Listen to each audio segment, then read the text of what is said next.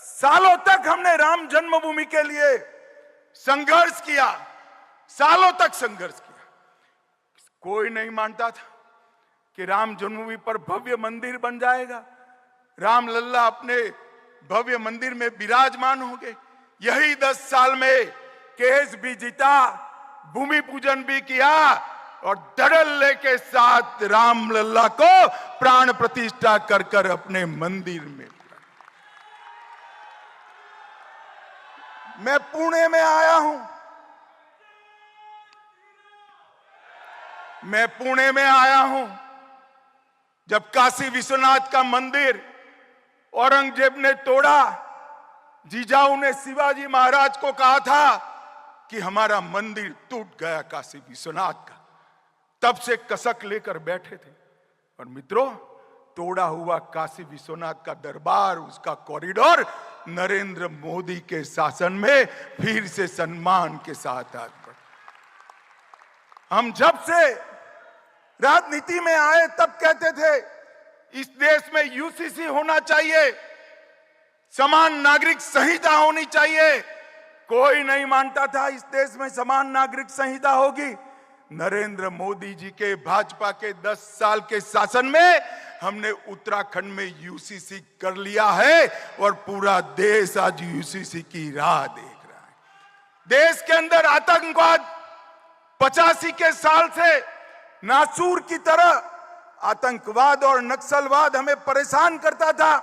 आए दिन बम धमाके करके ये पाकिस्तान के लोग भाग जाते थे, कोई रोकने वाला नहीं था, किसी में हिम्मत नहीं थी।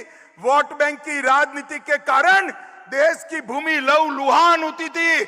नरेंद्र मोदी जी ने सर्जिकल स्ट्राइक और एयर स्ट्राइक कर कर आज आतंकवाद को देश से हमेशा के लिए समाप्त करने का काम किया है।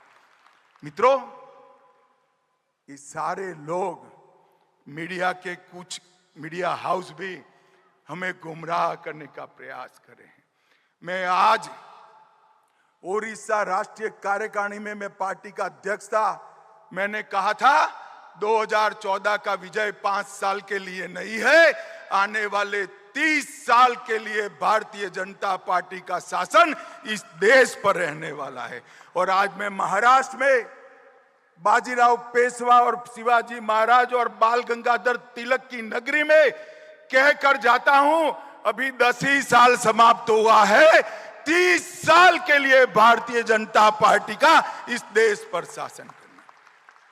हमने हमारे आत्मविश्वास को जागरूक करने की जरूरत है, हमारे पुरुषार्थ को बल देने की जरूरत है और हमारे आपसी मतभेदों को समाप्त करने की जरूरत है। महान भारत की रचना केवल और केवल भारतीय जनता पार्टी कर सकती है। महान भारत की रचना केवल और केवल नरेंद्र मोदी जी ने डाली हुई नींव पर ही हो सकती है, हमारी विचारधारा ही कर सकती। इस आत्मविश्वास के साथ हमने आगे बढ़ना है। दीनदयाल उपाध्याय जी ने हमें अंत्योदय का स्वप्न दिया था। मोदी जी ने 10 साल के अंदर इस देश के 60 करोड़ गरीबों को घर दिया, बिजली दी, गैस का सिलेंडर दिया, शौचालय दिया, हर गरीब को प्रति माह प्रति व्यक्ति 5 किलो अनाज दिया, 5 लाख तक का बीमा दिया। और देवेंद्र जी अब लाडली बहना और लाडली भैया भी देने जा रहे हैं। गरीब कल्याण का काम कोई कांग्रेस पार्टी नहीं कर सकती, कांग्रेस पार्टी के साथी भी नहीं कर सकते। गरीब कल्याण का काम केवल और केवल भारतीय जनता पार्टी कर सकती है और कोई नहीं कर सकता। भाइयों बहनों, ये कांग्रेस वाले कई सारे अपप्रचार यहां पर कर रहे हैं कि वो दलितों का, गरीबों का, पद दलितों का, आदिवासियों का कल्याण करेंगे। मैं आज पूछने आया हूं, 58 साल तक आपका शासन रहा, आपने गरीबों के लिए क्या किया? महात्मा फूले, अंबेडकर जी, इनके रास्ते पर चलने का तो नाम तो दूर, उनके उद्देश्यों को समाप्त करने का काम किया।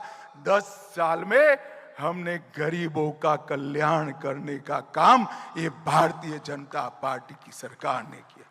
पर मैं आज यहां आया हूं तब आपको कहना चाहता हूं, ढेर सारी भ्रांतियां चल रही, भ्रांतियां चलाई गई, हम लोग भ्रांतियों में ना आए। इन्होंने कहा भारतीय जनता पार्टी आरक्षण समाप्त कर देगी, हम जवाब देने में कहीं कहीं संकोच करने लगे, लोगों के मन में एक भ्रांति पैदा हुई। आज मैं कहने आया हूं कि अगर 10 साल का एक्सटेंशन नरेंद्र मोदी जी के समय में ही मिला और पूर्ण बहुमत होने के बावजूद भी आरक्षण को बल देने का काम हमारे नेता नरेंद्र मोदी जी ने किया।